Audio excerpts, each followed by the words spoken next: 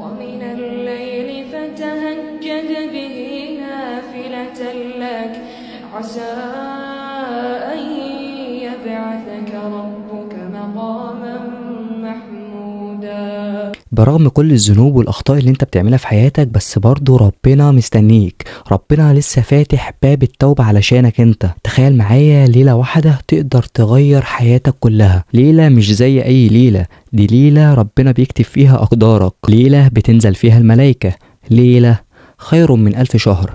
إنا أنزلناه في ليلة القدر.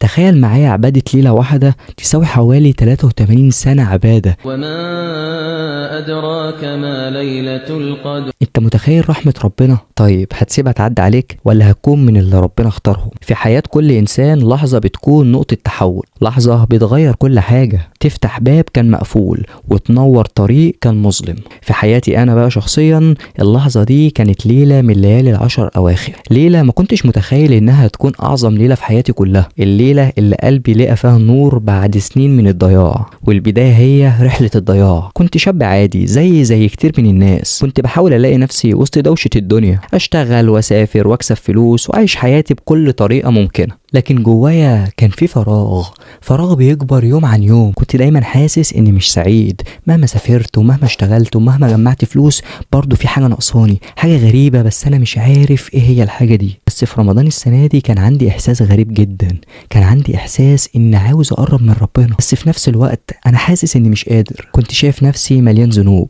كنت كل ما افكر ان انا اصلي او ادعي ربنا كان بيجي الشيطان يضحك عليا ويوسوس في ودني ويقول لي انت فاكر نفسك مين؟ معقولة يعني بعد كل اللي بتعمله ده ربنا هيسامحك؟ فكنت بسكت وبكمل حياتي عادي جدا وكأن مفيش اي حاجة حصلت. بس جوايا كان في صراع بين قلبي اللي محتاج يقرب من ربنا ونفسي اللي بتمنعني نروح للحظة اللي غيرت حياتي. في ليلة 27 رمضان كنت قاعد في بلكونة شقتي، بصيت للسما حسيت ان هي قريبة بطريقة غريبة، النجوم كانت بتنور بهدوء والهواء كان نقي، ما كانش فيه دوشة نهائي، كأن الدنيا في حالة انتظار. سمعت صوت سماعات المسجد اللي جنبي، كان وقتها صلاة التهجد، والأول مرة أحس إن الآيات بتتكلم عني، كأنها بتناديني، كأنها بتقولي يلا ما تتأخرش، الباب لسه مفتوح. من غير ما أحس بنفسي قمت لبست بسرعة ونزلت جري على المسجد علشان خاطر عقلي ما يغيرش رأيي. دخلت الجامع وكان مليان ناس بتصلي وناس بتستغفر وناس رافعة ايديها لربنا وبتتكلم معاه. أنا بصراحة قعدت في آخر المسجد، قعدت في ركن لوحدي،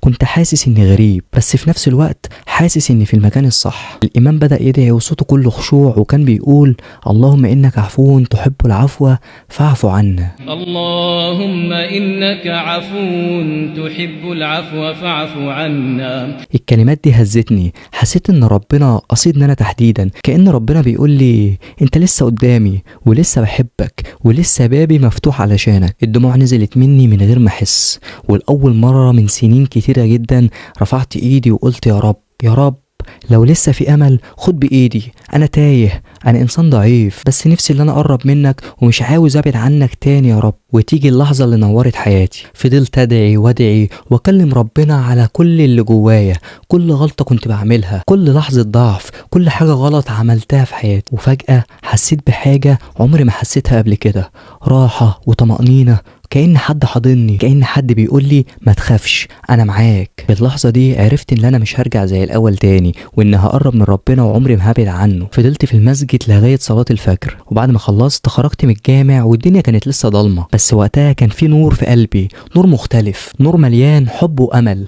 بصيت للسما حسيت ان السما بتضحك لي، كأنها بتقول لي مبروك انت اتولدت من جديد. ومن يومها حياتي اتغيرت 180 درجة، مش بس لاني قربت من ربنا، لا ده لاني عرفت معنى السعادة الحقيقية، السعادة اللي ملهاش علاقة بالفلوس ولا بالسفر ولا اي حاجة من الدنيا كلها، السعادة اللي بتجيلك لما بتحس ان قلبك متعلق بربنا وانك وقتها في الطريق الصح. وفي كل ليلة قدر كنت برجع لنفس المكان، نفس المسجد، نفس الدعاء، بس وقتها ما كنتش بطلب من ربنا المغفرة، ده انا كنت بشكره على الليلة اللي غيرت حياتي. انت كمان مهما كانت ذنوبك، مهما كانت المعاصي اللي انت بتعملها، لو كانت ذنوبك قد الجبال، صدقني ربنا مستنيك تقدم له خطوة واحدة بس، صدقني هيقف جنبك، صدقني ما تستناش لبكرة، ما تستناش كمان ساعة، قوم دلوقتي اتوضى وصلي ركعتين، قوم جيب المصحف واقرأ ان شاء الله لو صفحة واحدة وارفع ايدك وقول له يا رب، اشتكي له، قول له على كل اللي جواك. صدقني هو الوحيد اللي هتلاقيه في الدنيا دي كلها هيسمعك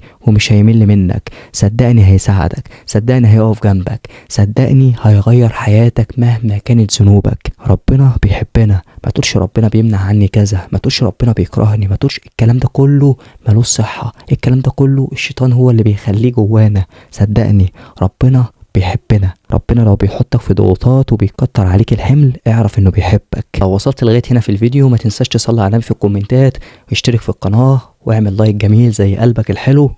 تصبحوا على خير.